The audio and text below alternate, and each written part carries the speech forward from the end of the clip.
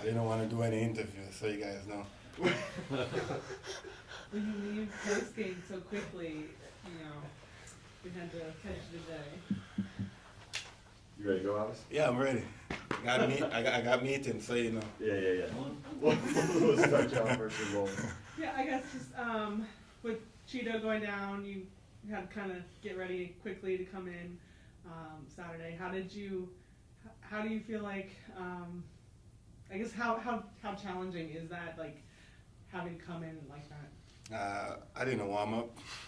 Start right there. I didn't warm up, but for me, I'm always ready. When I'm not playing, I'm on the bench for a reason to step in at any given time. But it was challenging because I did not warm up, and it took me a while to warm up. But eventually, I get through it, and unfortunate we did not win the game. But yeah, I'm always ready.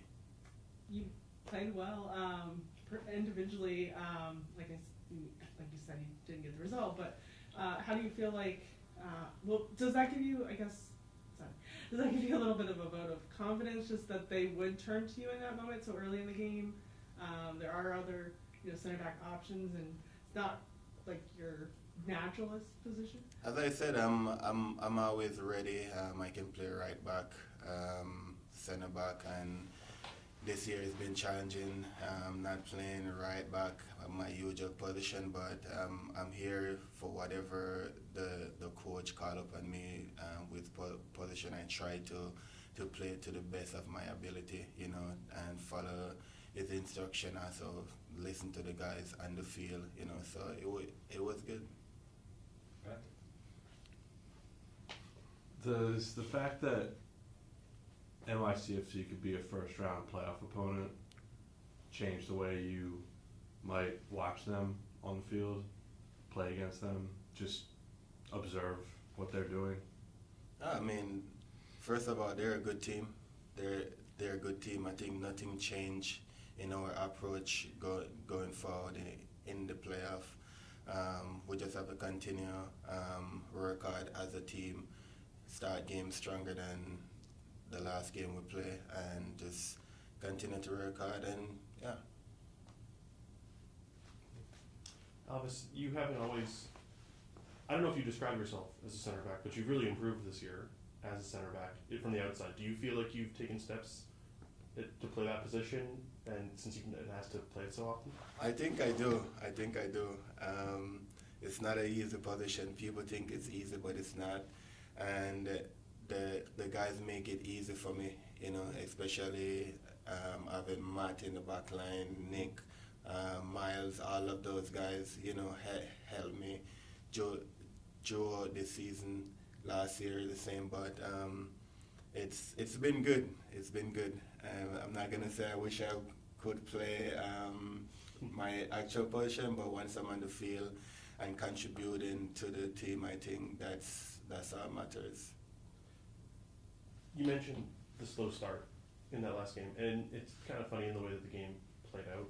You weren't necessarily a part of that portion of the game, but from where you were sitting and watching, how does that slow start happen, and how do you guys adjust and make it better later in the game? I think what I've seen sitting on the bench, I think we just come out a bit sloppy, and think LA was just gonna, because they play a midweek game, think they're just gonna come and sit. But they actually have a pretty solid 30 minutes in the first half, and we realized that we need to win the game. We need to step up. Everybody need to step up and give their 100%, and we sit out the half, come out back stronger than the first 30 minutes of the game, and we just need to finish our chances, and on the day we just fall short. So You guys are still in third. It feels like sometimes especially you guys have kind of had mixed results at home, but has this year, do you feel like it's been more mentally challenging for you guys, just with all that has happened with the injuries, and just seems like, the lineup's not being so settled. You guys have kind of gone through a lot. I mean, you see it. You see we're in a center back crisis. When we had our best, when everybody is healthy, we have a steady lineup. But now it's just everybody just have to be ready. You know, we can't kind of control injuries. You know, and it's been very challenging this year, not just for myself but for the entire team. You know, but we just have to continue to believe in each other and keep making steps, because we going into the playoff and it's not going to be a walkover. It's going to be a very hard playoff first game. So, yeah. Alvas, thank you. Thanks, brother. Thanks, Alvas. Thanks. Thank you guys for not killing me away Oh, there you go. with questions.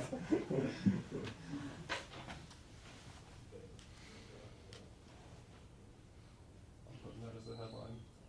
Alvas Powell.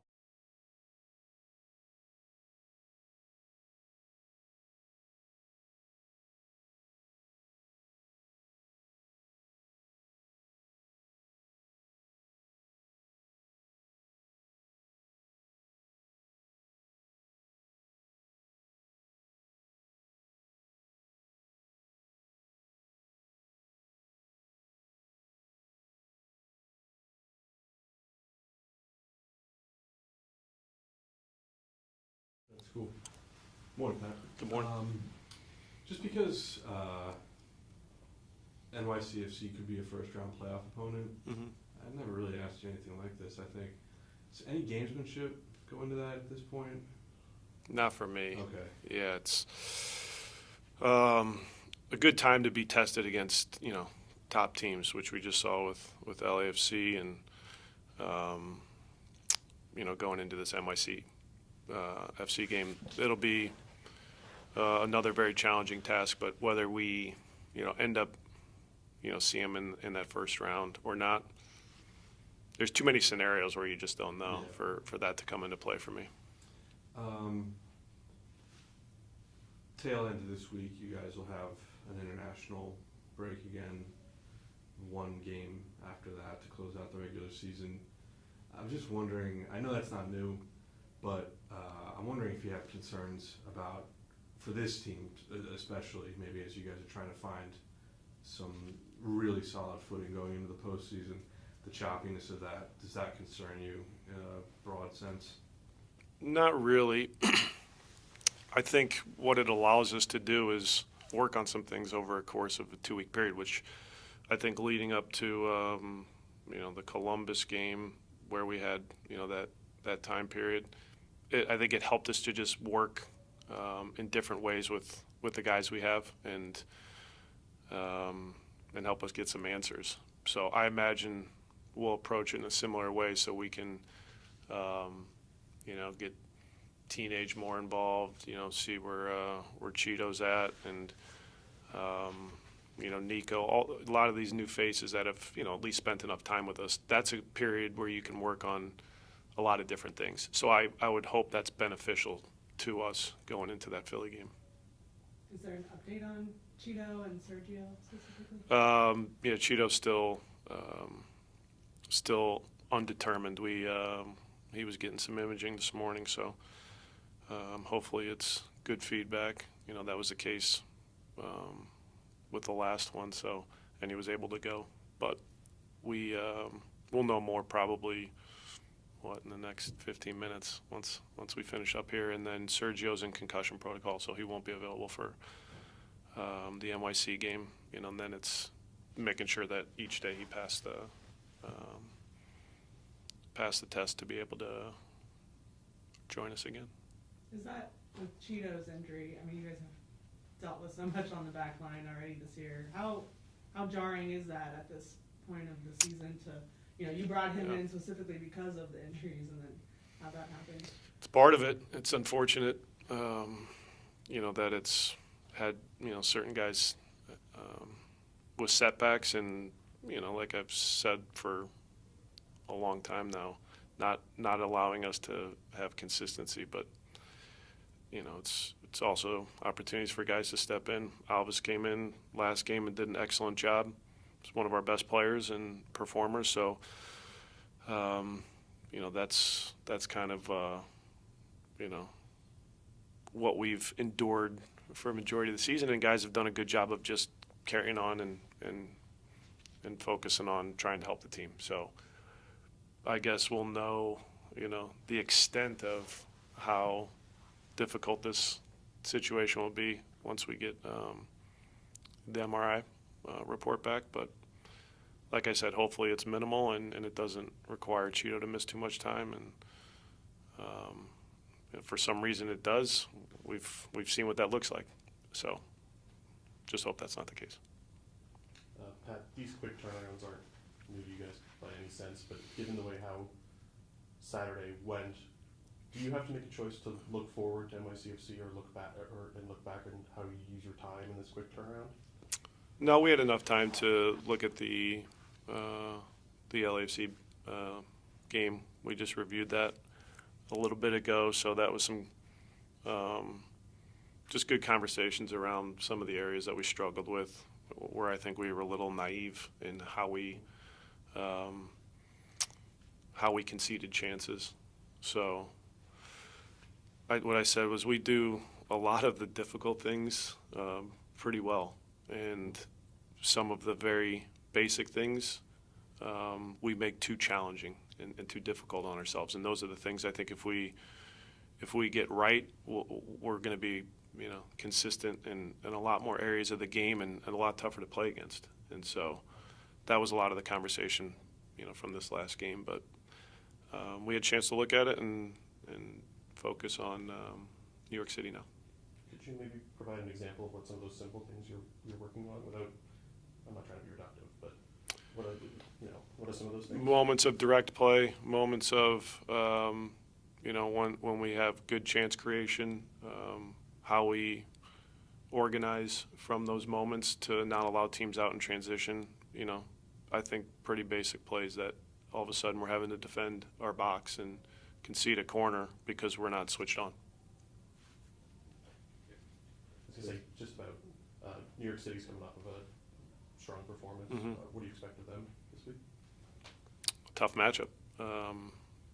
Anytime you're winning a rivalry game or in the fashion that they did, I imagine much like LAFC, they're coming in, not coming in, we're going to them with good momentum. LAFC was, you could see on the back end of winning a title, they were strong and defended in a really organized way, defended the box better than we did, and also had the quality with the ball to cause us some problems and hit us in transition. So they had a really strong game, and I think it was something that we struggled with early on and then made good adjustments and played a really, really good last 65 minutes, but it's got to be 90 plus minutes to win games. So going into New York City, a very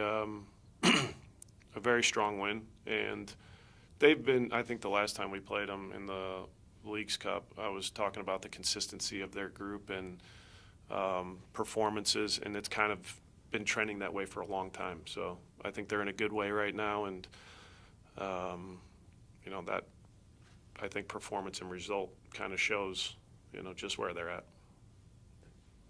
I remember when Nico was acquired on the final day of the window, and thinking it felt like there was a lot of time for him to prove himself and make an impression, and I think that probably is true. But you get into it, you realize the games aren't so plentiful at this point in the year, and maybe it's kind of hard to make an impact. But I wonder, and I guess that was prevalent in my thinking because there was that possibility that he could stay on for 25. Yep. I wonder, relative not just to 25, but what's your overall evaluation of Nico? And I think he maybe got some criticism after Saturday, and I wonder what you think of how he's done. I got a lot of time for Nico. Yeah. He's a good team player. Of course, there's always an adaptation period, and for each player it looks a little different. I think despite the maybe goal production or assists, he's doing the things that we're asking in a lot of ways, and maybe the conversation feels different if the goal against Nashville counts. So I think he's been good for us. and whatever criticism is coming his way, he's got the support, internally. So I wouldn't get too caught up in what people are saying. So a nice addition to our team, and it's my job, it's our job to get him playing his best. And in a lot of ways, he's strong in the ways you wanted to improve his production as a attacker, and I think he would probably say the same thing.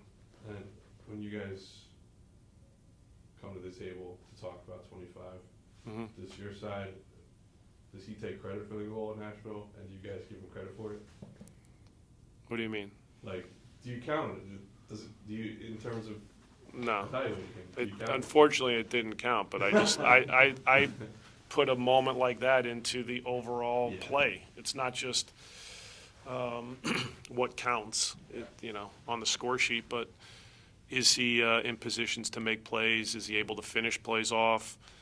Not just in games, but in trainings. So it goes, beyond just what's happening on the field, but certainly the most important factor is the game day performance. So while it doesn't count, we just look at the bigger picture and understanding how the player's helping us and how we can continue to improve his play. I'll go to Laura, and then we'll wrap up on the Zoom with Glenn Crooks. I'm wondering because we've talked about the slow starts, how much could you attribute that to just the mental state of the team, like just some of the things they've had to go through, not that they're making excuses with the injuries and things like that, but do you think maybe this year has been more mentally challenging for this team, and has that been something maybe they've struggled with? It's been more mentally challenging, certainly, but I wouldn't attribute the, struggles early on in games to that. So,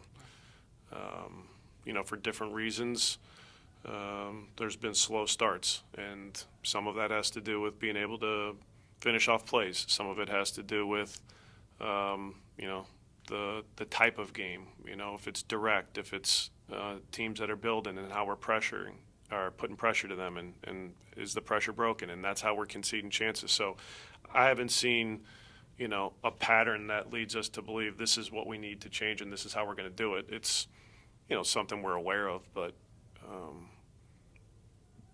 early game struggles come in a lot of different ways, and so while we're aware of it, I can't pinpoint one thing that's caused guys to struggle, but it's certainly not because of,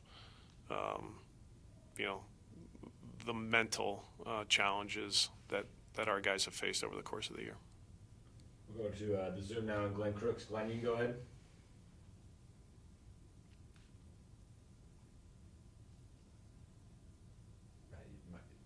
Hey, Pat, how are you? Good, how are you? Awesome. I think I have this right. Most points in the league away from home and most one-goal victories. I'm wondering if you feel like those two are connected, and are you a team, or do you have a philosophy where when you go on the road you don't consider changing things or playing for the draw or that sort of thing?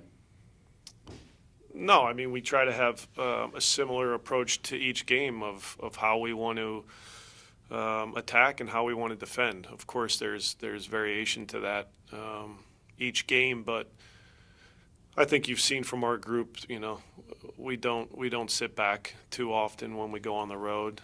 It's brought us success. It's certainly brought us challenges when you play different types of opponents on their home field. But I think we also adapt in game to how things are playing out, to understand how to get back in a game, how to hold a lead. It's hard to go on the road and blow teams out, and so what our guys have done a good job with is knowing how to create chances, know how to finish plays off. But then if we're playing from or playing with a lead, they do a pretty good job of knowing how to defend the ball and manage those situations to put us in a position that you're talking about where we've got a lot of road wins. So we haven't done it in one way, but But I do think at the end of games, if you look at, the Minnesota game, for example, we talked about that and the difference of LAFC and Minnesota, how we defended the box and how we were able to block shots and how we were able to get pressure to the ball and deal with, teams that were putting us under pressure in different ways. I think the guys do a good job of protecting a lead, and you can do that in different ways. You can do that by stepping up your pressure. You can do that by dropping off, and trying to hit teams in transition to get another goal. But I think our guys adjust well to different ways of knowing how to protect a lead. If I could ask you about Yuya Kubo, over his first 4 years, he had 4 goals. Didn't have a goal in 5 playoff games that he's participated in, and now he's got 10 this season. So it might be a bit of a different role considering your situation, but can you describe the goal turnaround for Kubo? I look at two big factors. One is playing, more consistently higher up the field in the first couple of years, that we've been working together. We primarily utilized him in the middle, essentially next to another holding midfielder, and I think that probably took away some of his opportunities higher up the field.